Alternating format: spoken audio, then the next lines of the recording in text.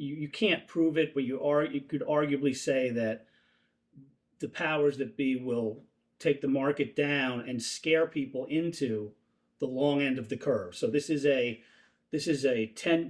rate that it costs the government to borrow, right, on a 10-year basis.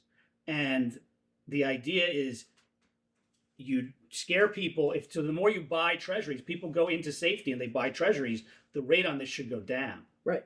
But it's not going, most recently it's gone up, even though the market's going down. So there's something else going on. There's something else going on, and that's one of the reasons that, I think Rambus is saying, and I'm saying, the wheels could really come off the bus if this continues. So let's look at the 30-year. Our investors concerned that the borrower might not repay and might go belly up. Right. Might the U.S. actually go bankrupt? That's the natural concern. When you see a rate, that's what the rate is telling you at a high level. Mm-hmm. You just wonder about who's selling and why.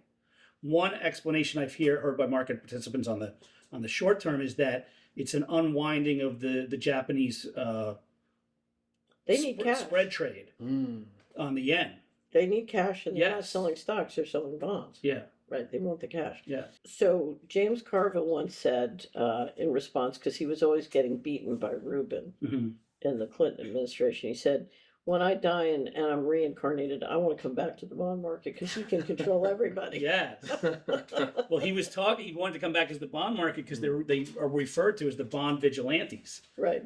And vigilantes is just a characterization because they don't like when people say no to buying the U.S. debt.